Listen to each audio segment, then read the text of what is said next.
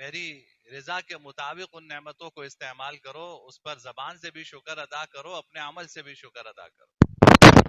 چنانچہ جو میں نے آیت شروع کی تھی اس میں باری تعالیٰ فرماتے ہیں کہ وَلَقَدْ آتَيْنَا دَاوُودَ مِنَّا فَضْلًا، ہم نے داؤد کو اپنی نعمتیں عطا فرمائی تھیں۔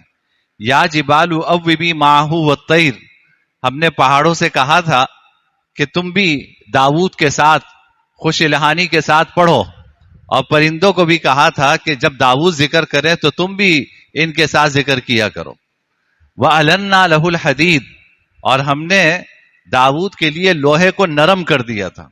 میں نے عرض کیا تھا کہ انہوں نے اللہ تعالیٰ سے دعا کی تھی کہ یا اللہ مجھے کوئی میرا ذریعہ معاش ہو جائے، میں مملکت چلاتا ہوں، سلطنت چلاتا ہوں، میں اس سلطنت سے، اس مملکت سے کچھ لینا نہیں چاہتا، تو میں اپنے بیوی بچوں کا پیٹ کیسے پالوں؟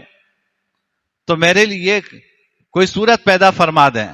اللہ نے لوہا ان کے لیے موم فرما دیا، اور وہ لوہے سے چیزیں زرہ بناتے تھے اور وہ ان کا ذریعہ معاش تھا۔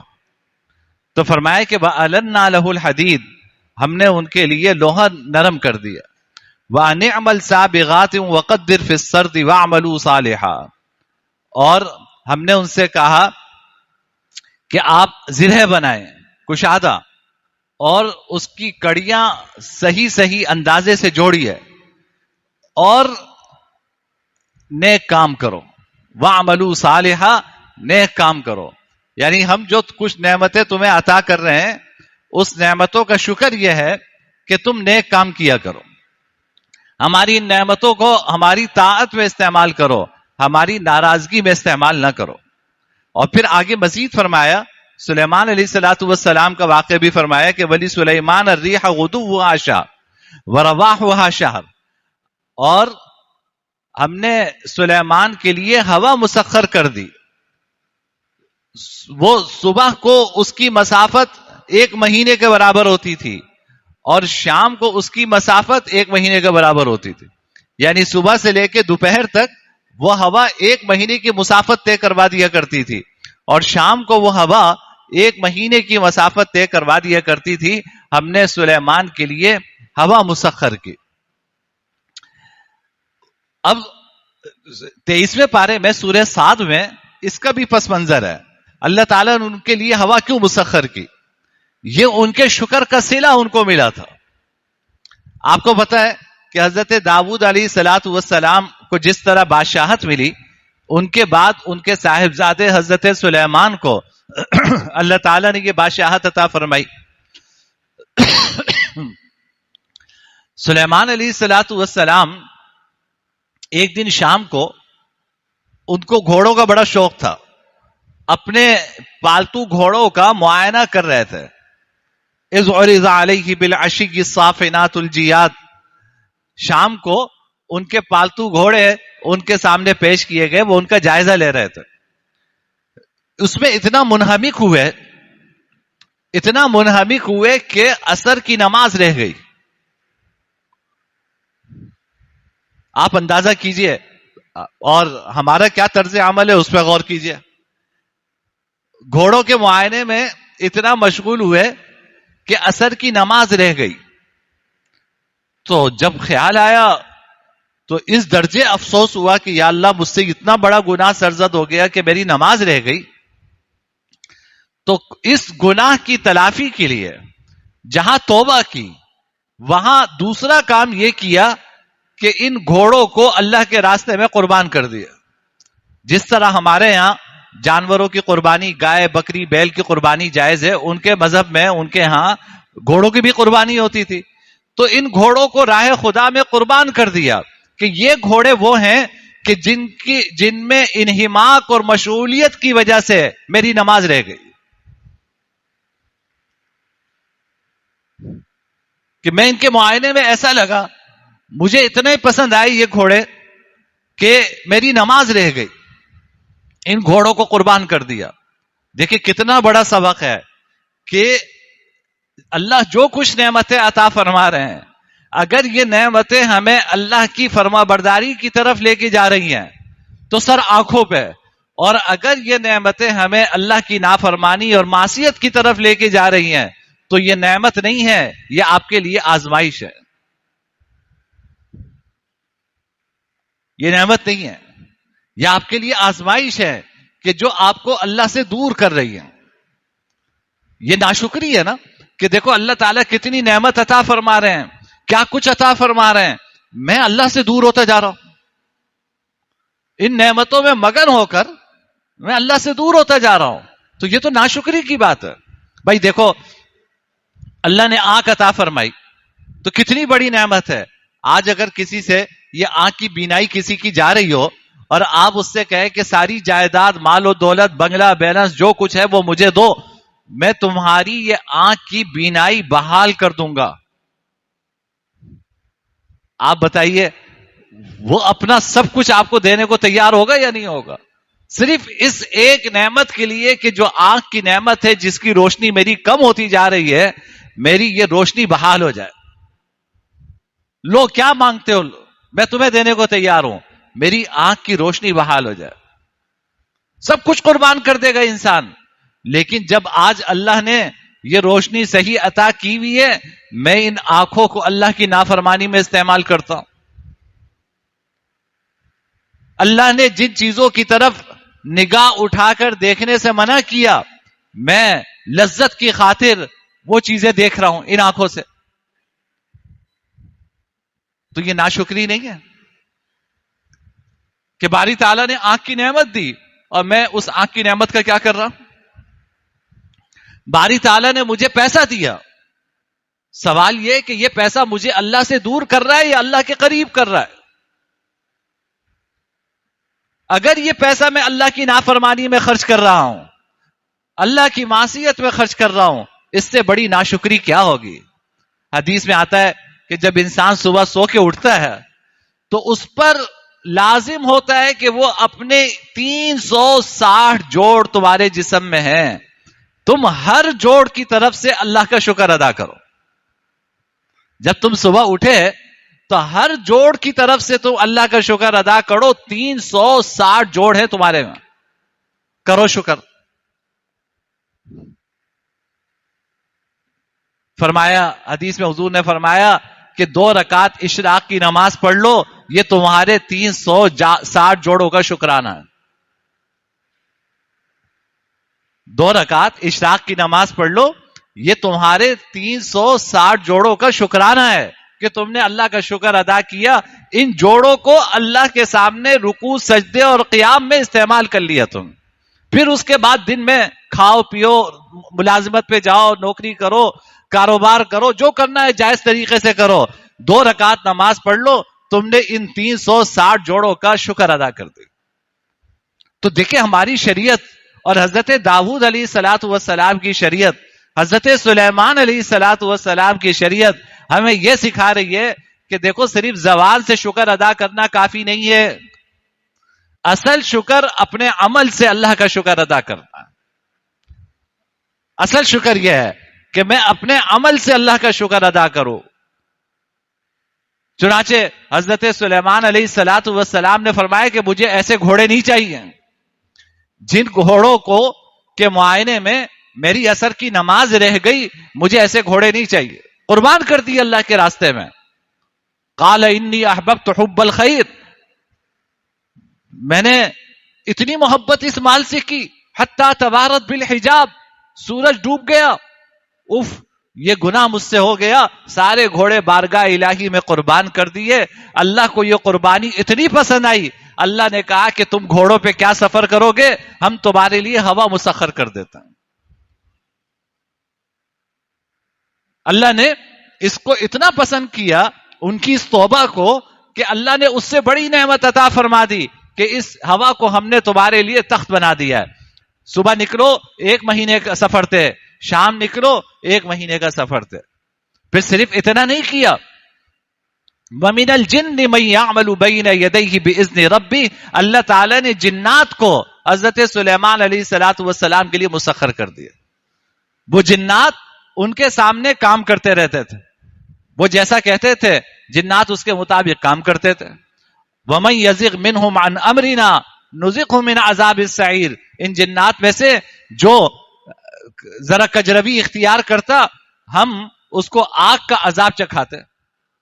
یعملون له ما یشاء من محاریب وتماثیل وجفان کالجواب وقدور الراسیات. یہ جنات سلیمان کے لیے بناتے تھے بڑے بڑے قلعے، وتماثیل تصویریں، وجفان بڑے بڑے ٹب تسلے، کل جواب اتنے بڑے تسلے ہوتے تھے جیسے کہ حوض، وقدور الراسیات اور ایسی دیگیں تیار کرتے تھے جو چولہوں پر جمی رہتی تھی. یہ ساری نعمتیں کی اللہ تعالیٰ نے، ان پر نعمتیں کی، ہدایت کیا دی؟ اعملوا آل داود شکرا، اے آل داود ہمارا شکر ادا کرو. بس اور کچھ تم سے نہیں چاہتے، یہ ساری نعمتیں تمہیں عطا فرما دی. اعملوا آل داود شکرا، اے آل داود تم میرا شکر ادا کرو. وقلیل من عبادی الشکور، اور میرے بندوں میں شکر کرنے والے بہت کم ہیں. میرے بندوں میں شکر کرنے والے بہت کم ہیں.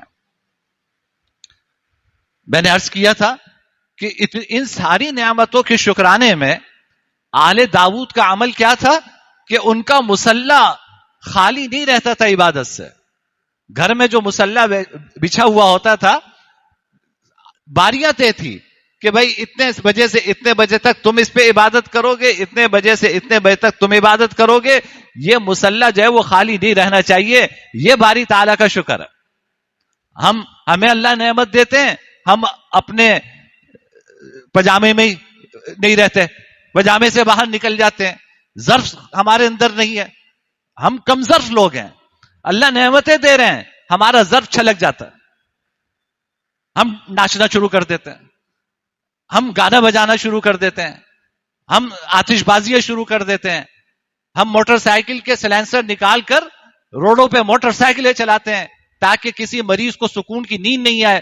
یہ ہم اللہ کا شکر ادا کر. نہ جانے پتہ نہیں نعمتوں پہ شکر کا یہ طریقہ کہاں سے سیکھ لیا. پھر جب اللہ کا عذاب آتا ہے کہتے ہیں ہم نے کیا کیا ہے؟ ہم سے زیادہ پارسا اور معصوم تو شاید ہی اس دنیا میں کوئی ہو. اپنے کرتوت نظر نہیں آتے، اللہ کا عذاب آتا ہے تو کہتے ہیں کہ ہم پر ہی کیوں آیا اللہ کا عذاب؟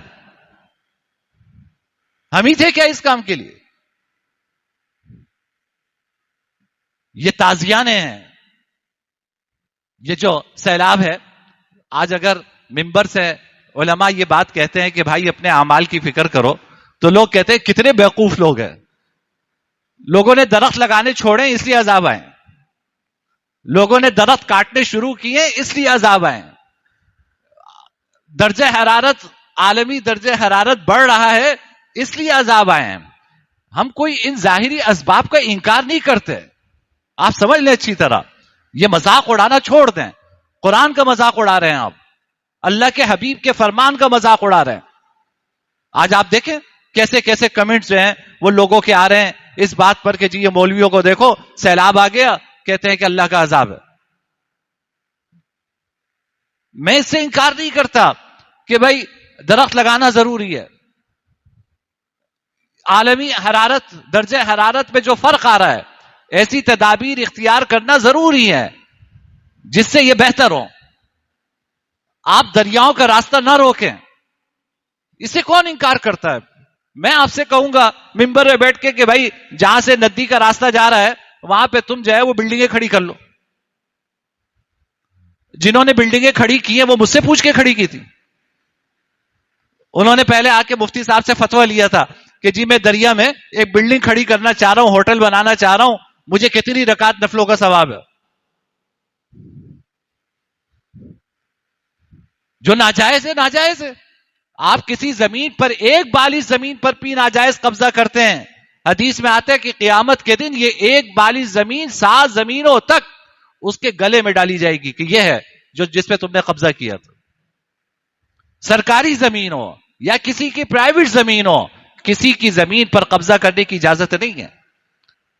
آپ نے ندیوں کے راستے بند کر دیے، دریاؤں کے راستے پر آپ نے بیجا تعمیرات کر دی، آپ نے کیا سے کیا کچھ کر دیا. مجھے یہ سب غلط ہے. کوئی عالم، کوئی مفتی آپ کو اس کی اجازت نہیں دیتا کہ آپ دریا میں ہوٹل کھڑا کر لیں. آپ اپنا گھر 2 کمرے اور بڑھا دیں, جو نالا گزر رہا ہے اس کے اوپر جو ہے وہ ایک چھت ڈال کر اس پہ 2 کمرے کھڑے کر دیں تاکہ نالا صاف نہ ہو اور برسات آئے اور دنیا جو ہے وہ اس نالے کے پانی لوگوں کے گھروں میں جائے. کون سی شریعت اس کو جائز کہتی ہے؟ غلط ہے یہ. لیکن اس کا کیا مطلب ہے؟ کیا صرف یہ ظاہری اسباب ہی ہیں؟ اللہ کا امر کوئی چیز نہیں ہے. قرآن کہتا ہے وما اصابکم من مصیبہ فبما کسبت ایدیکم, تمہیں جو مصیبت پہنچتی ہے وہ تمہارے اپنے ہاتھوں کا کرتوت, تمہارے اپنے عمل کا نتیجہ ہے. آپ کہتے ہیں قرآن شاید غلط کہہ رہا ہے. اپنے اعمال کی فکر کرو بندے خدا, اپنے اعمال کی فکر کرو. ہم من حیث القوم, میں یہ نہیں سمجھتا کہ جن کے اوپر سیلاب آیا وہ مجھ سے زیادہ گناہ گار ہیں, میں بھی گناہ گار ہوں. ہم پوری قوم گناہ میں مبتلا ہے. ہمیں اپنے اعمال کی فکر کرنی چاہیے, اللہ سے معافی مانگنی چاہیے, اللہ سے توبہ کرنی چاہیے. یہ سب اللہ کی ناراضگی کے اثرات ہیں. ترمذی شریف کی روایت ہے کہ جناب نبی یہ کریم صلی اللہ علیہ وسلم نے فرمایا, لمبی روایت ہے, جتنا حصہ مجھے یاد ہے میں آپ سے عرض کرتا ہوں.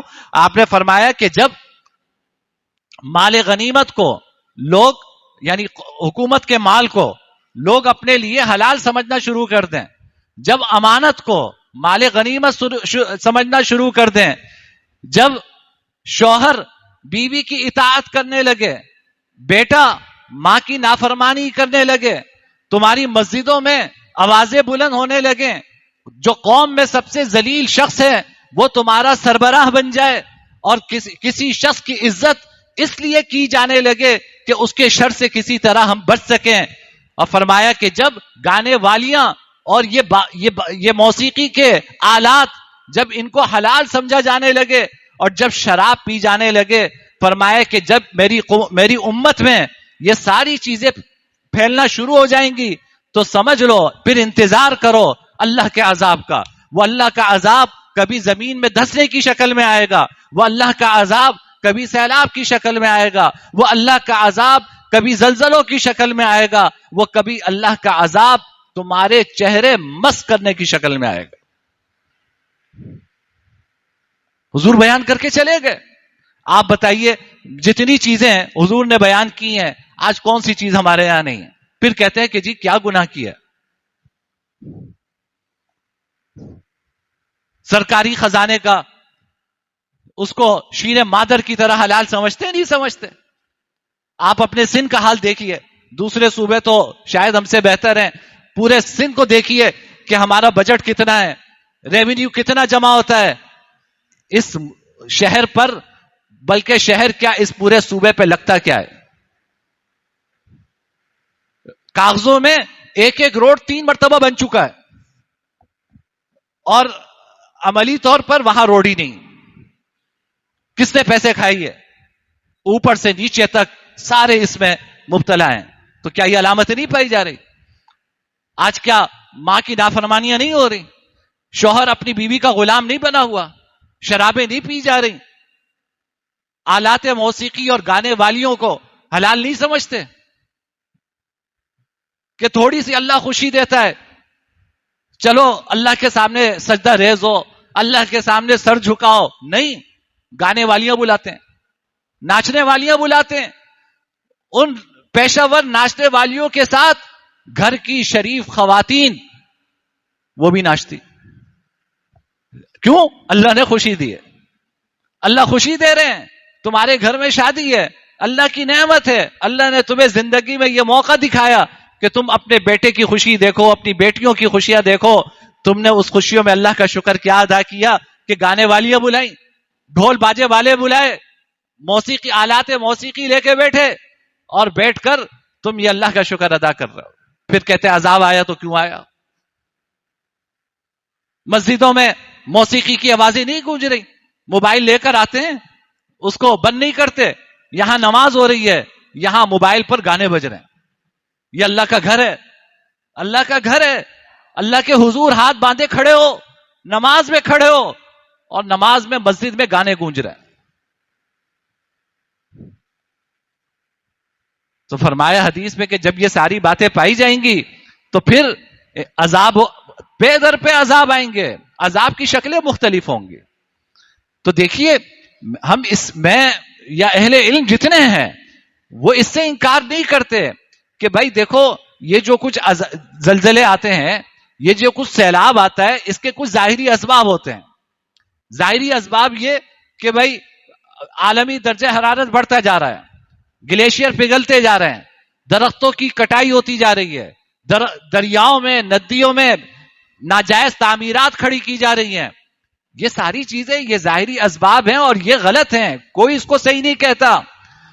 دوسری طرف ان سارے عذابوں کا ایک باطنی سبب بھی ہے، وہ باطنی سبب میری اور آپ کی بدعمالی ہے. ہم مذاق اڑانے کے بجائے اللہ سے توبہ کریں. آج وہ تکلیف میں ہے، کل اللہ معاف فرمائے کہیں یہ وقت ہمارے اوپر نہ ہے. ہم بھی اللہ سے توبہ کریں، جو لوگ اس میں مبتلا ہوئے وہ بھی اللہ سے توبہ کریں، اللہ سے رجوع کریں، اللہ سے معافی مانگے. اللہ راضی ہوں گے، ہمارے حالات بہتر ہوں گے. اللہ راضی ہوں گے، ہمارے حالات بہتر ہوں گے. اللہ ناراض ہوں گے تو یہ سارے جو عذاب ہیں یہ ہمیں چکھنے پڑیں گے. ظہر الفساد فی البر والبحر بما کسبت ایدی الناس. زمین و آسمان میں، زمین میں، تری میں اور خشکی میں فساد برپا ہو گیا ہے. بما کسبت ایدی الناس، لوگوں کے کرتوتوں کی وجہ سے، لوگوں کے اعمال کی وجہ سے. حضرات صحابہ کرام کو ٹھوکر بھی لگتی تھی، ٹھوکر بھی لگتی تھی تو وہ اپنے اعمال کی طرف توجہ دیتے تھے کہ یا اللہ مجھ سے کیا گناہ ہو گیا. ٹھوکر بھی لگتی تھی تو اپنے اعمال کی فکر کرتے تھے کہ یا اللہ مجھ سے کیا گناہ ہوا، یا اللہ مجھے معاف فرما دے. ہمارے اوپر اتنے بڑے بڑے عذاب آ رہے ہیں، ہم جو ہے وہ سینہ تان کے کہہ رہے ہیں کہ ہم نے کیا کیا. اور یہ بات ذہن میں رکھیں، یہ جو لوگ آج سوال اٹھاتے ہیں نا کہ بھائی سیلاب آیا، اس میں تو مسجدیں بھی بہہ گئی، مسجد میں بچے پڑھتے تھے وہ بھی بہہ گئی. جہاں گناہگار متاثر ہوا وہاں نیک آدمی بھی تو متاثر ہوا. یہ کیسا عذاب ہے؟ اس کا جواب آج سے 1400 سال پہلے حضور دے کے چلے گئے. قرآن نے دیا ہے، قرآن نے دیا ہے 10ویں پارے میں وَاتَّقُوا فِتْنَةً لَا تُصِيبَنَّ الَّذِينَ ظَلَمُوا مِنْكُمْ خَاصَّةً. اس عذاب سے بچو جو عذاب صرف ان لوگوں کو نہیں ہوگا جنہوں نے اس گناہ کا ارتکاب کیا ہے. اس عذاب میں گناہگار بھی آئے گا، اس عذاب میں نیک صالح بھی آئے گا. حدیث میں آتا ہے، حضرت عائشہ فرماتی ہے میں نے عرض کیا کہ یا رسول اللہ، اللہ کی طرف سے عذاب آتا ہے، اس میں گناہگار تو جاتا ہے، نیک آدمی بھی اس میں چلا جائے گا. آپ نے فرمایا کہ جب اللہ کا عمومی عذاب آتا ہے تو اس میں گناہگار بھی جاتے ہیں، نیک لوگ بھی اس عذاب میں مبتلا ہو کے دنیا سے جاتے ہیں. بس قیامت کے دن فرق ہوگا کہ اللہ تعالیٰ نیک لوگوں کا حشر نیک لوگوں کے ساتھ کریں گے، گناہگاروں کا حشر گناہگاروں کے ساتھ کریں گے. لیکن دنیا میں جب عذاب آتا ہے تو وہ عذاب آ کے کسی سے یہ نہیں پوچھتا کہ تم نیک ہو یا برے ہو. آتا برائی کی وجہ سے ہے، لیکن اس برائی کی وجہ سے جب عذاب آتا ہے تو صرف گناہگاروں کی حد تک نہیں رہتا، اس میں نیک لوگ بھی مبتلا ہوتے ہیں. اس لیے اگر آپ فرض کیجئے کہ گناہ میں مبتلا نہیں ہے تو کم سے کم جو گناہ میں مبتلا ہیں ان کو روکنے کی فکر کرنا یہ تو آپ کی ذمہ داری ہے نا. آپ وہ انجام دے رہے ہیں. جیسے حدیث میں آتا ہے کہ جبرائیل امین کو اللہ تعالیٰ نے حکم دیا کہ اس زمین کو آسمان پہ لے جا کے الٹا پلٹو. گناہگاروں کی بستی تھی. جبرائیل امین نے کہا کہ یا اللہ اس میں ایک ایسا نیک آدمی بھی ہے کہ جس نے پلک جھپکنے کے برابر بھی آپ کی معصیت و نافرمانی نہیں کی، میں اس کو بھی اٹھا کے پٹکوں. اللہ تعالیٰ نے فرمایا کہ اس سمیت اس بستی کو اٹھا کے پٹکو. ہماری نافرمانی ہو رہی تھی، اس شخص کی پیشانی پہ بل تک نہیں آیا. یہ کیا نافرمانی نہیں ہے؟